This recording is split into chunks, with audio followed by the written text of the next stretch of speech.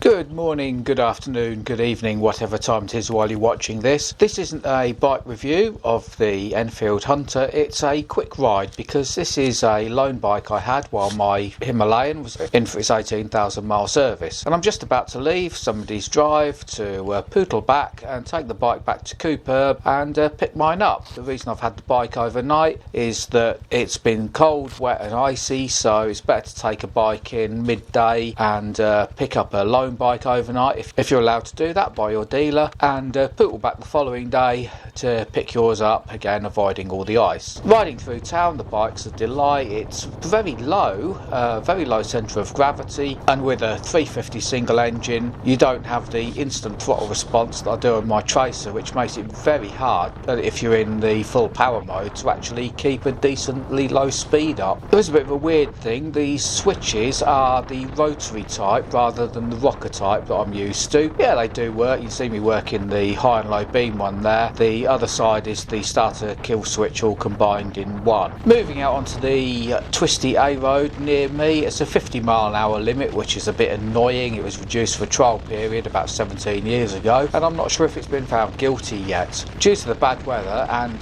there's still icy patches outside while I'm returning the bike, I'm using main roads for this rather than a twisty back road, although there are some nice little bends on this one that I can feel the responsiveness of the bike. Not really much in the way of flip-flopping left to right, they are quite open bends, but it does show that the bike does handle quite well. We're onto a 60 mile an hour A road here, and yeah, you can quite happily keep to 60. In fact, it seems happier at 60 than my Himalayan does. I would have got the specs for the bike, but trying to navigate the look at the pretty pictures Enfield site is a bit of a nightmare, so you'll have to do your own research on that one, I'm afraid. As I mentioned in my Himalayan review of my own bike, the motorway and dual carriageways aren't the best place to be chucking one of them, but the Hunter is able to keep up with the 70 mile an hour flow of traffic, and he'll quite happily pootle along there.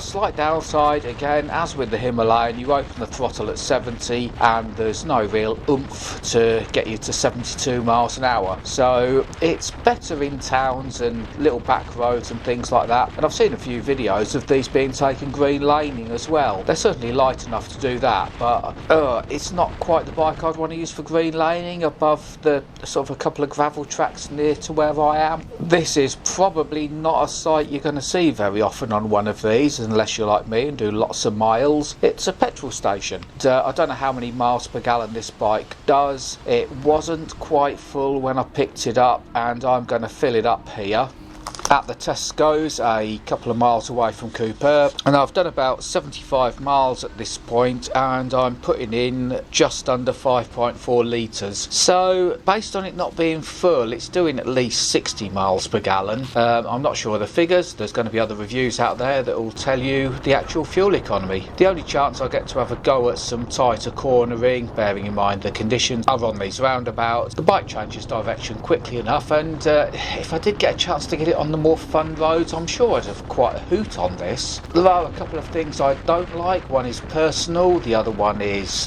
bike design. Personally, I'd rather the clocks were speedo and tacho. There's no tacho on this at all, so at 70 I don't know if I was over revving the engines. It was nice and smooth, but I am quite mechanically sympathetic, and I wouldn't want to be anywhere near the red line on any bike that I was riding, especially if it was a loan one. I've got a bit too much respect for the shop that's been good enough to lend it to me for that. The other thing is the mirrors. They are terrible in the standard format. I'm quite surprised. It's the first Enfield I've ridden where the standard mirrors aren't that good. I did try adjusting them, so you can see where they mount on the handlebars, a little rubber cover. I lifted that up, slackened the lock nut off, moved the mirrors slightly, but I still couldn't see clearly enough behind me and to the side. It was very annoying. So if you get one of these, you might need to look at mirror extenders or replacement mirrors. Overall, for a quick pootle around, about an hour either way, it's good fun. Again, it's like the Himalayan. I wouldn't have it as my only bike, but if I wasn't off-roading like I do in the Himalayan, it might be something I'd look at. It's got enough go, it's comfortable, there aren't that many vibrations, although this bike is only 800 miles old. So yeah, it's worth a look if you're in the market for something a bit smaller, lighter and frugal. Anyway, this one's going back back. I've got to pay a bill now for the service and other bits on my bike, and I'll soon be back out on that on the road. So hope to see you out there. It's still chuffing cold in the UK at the moment in early February, and take care. Tatty bye for now.